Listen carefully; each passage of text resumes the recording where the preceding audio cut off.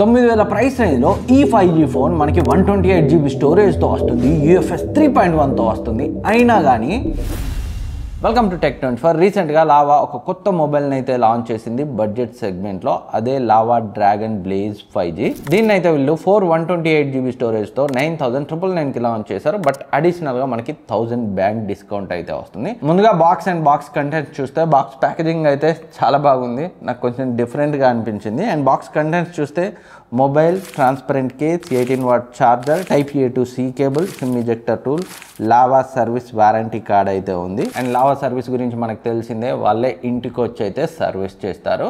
ఇంకా మొబైల్ యొక్క డిజైన్ గురించి మాట్లాడుకుంటే, సో డిజైన్ అయితే లావా ఫోన్స్లో ఈవెన్ బడ్జెట్ సెగ్మెంట్లో అయినా చాలా బాగుంటుంది, బిల్డ్ క్వాలిటీ కూడా బాగుంటుంది.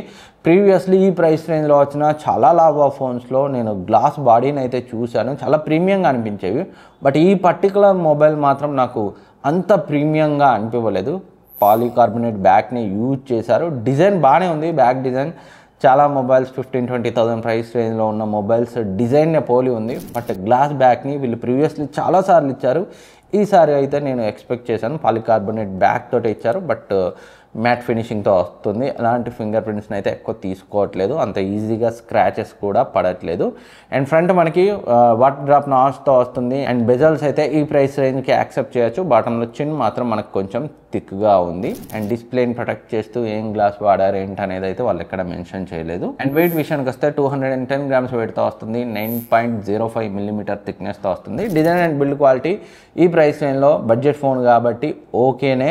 కాకపోతే లావా ఇంతకుముందు బెటర్గా ఇచ్చింది కాబట్టి సో నేను ఇంకొంచెం ఎక్కువ ఎక్స్పెక్ట్ చేశాను. డిస్ప్లే గురించి మాట్లాడుకుంటే 6.75 inch 120Hz రిఫ్రెష్ రేట్ ఉన్న LCD డిస్ప్లేతో వస్తుంది, HD+ రెజల్యూషన్తో. అయినప్పటికీ డిస్ప్లే క్వాలిటీ అయితే బాగుంది, ఈ ప్రైస్ రేంజ్లో మనమైతే యాక్సెప్ట్ చేయొచ్చు. బట్ ఫుల్ HD రెజల్యూషన్ ఇచ్చి ఉంటే ఇంకా బాగుండేది. అండ్ స్పీకర్ వాల్యూమ్ గురించి మాట్లాడుకుంటే సింగిల్ స్పీకర్ తోటి వస్తుంది, ఆడియో అయితే లౌడ్గానే ఉంది.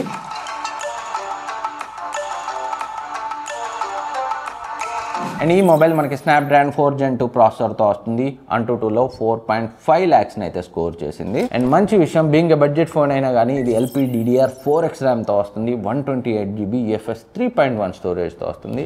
చాలా బ్రాండ్స్ 20-25 వేల్లో కూడా అప్పుడప్పుడు స్కిప్ చేస్తుంటారు UFS 3.1ని. అలాంటిది వీళ్ళు ఈ బడ్జెట్లో ఇవ్వడం అయితే అప్రిషియేట్ చేయాల్సిందే. అండ్ ఇంకా రియల్ లైఫ్ పర్ఫార్మెన్స్ గురించి మాట్లాడుకుంటే యాప్స్ ఓపెన్ అవ్వడం, క్లోజ్ అవ్వడం సో పర్లేదు, ఎలాంటి ఇష్యూస్ అయితే లేవు. హెవీగా స్ట్రెస్ చేస్తే మాత్రం, మరీ ఎక్కువ యాప్స్ని బ్యాక్గ్రౌండ్లో ఉంచి స్ట్రెస్ చేస్తే మాత్రం చిన్న ల్యాగ్స్ అయితే నోటీస్ చేస్తారు. బట్ నార్మల్ యూజర్స్కి అయితే ఎలాంటి ఇష్యూస్ ఉండవు. సో హెవీ యూజర్స్కి అయితే మాత్రం ఇది సరిపోదు. అండ్ గేమింగ్ కూడా క్యాజువల్ గేమింగ్ ఓకే, ఒక ఉద్యమంలా ఆడుకుంటామంటే ఇది మీకోసం కాదు. ఓవరాల్గా ఈ ప్రైస్ రేంజ్కి తగ్గట్టుగానే పర్ఫార్మెన్స్ ఉంది, మరీ ఎక్కువ అయితే ఎక్స్పెక్ట్ చేయకండి. బట్ చాలామందికి ఈ పర్ఫార్మెన్స్ అయితే సరిపోతుంది. ఇంట్లో పెద్దవాళ్ళకి సెకండరీ ఫోన్గా, లేదా అంత హెవీ పర్ఫార్మెన్స్ అవసరం లేని వాళ్ళకి WhatsApp, YouTube, basic social media apps, basic browsing చేసుకుంటారు కదా, వాళ్ళకైతే ఈ పర్ఫార్మెన్స్ సరిపోతుంది. అండ్ కెమెరాస్ గురించి మాట్లాడుకుంటే బ్యాక్ సైడ్ మనకి 50MP మెయిన్ సెన్సార్, మరొకటి పనికిరాని సెన్సార్, దాని గురించి పక్కన పెట్టండి. మనకి పనికొచ్చే మెయిన్ సెన్సార్ పర్ఫార్మెన్స్ గురించి మాట్లాడుకుంటే డే టైంలో ఇమేజెస్ అయితే చాలా బాగా వస్తున్నాయి, కలర్స్ కూడా చాలా బాగున్నాయి.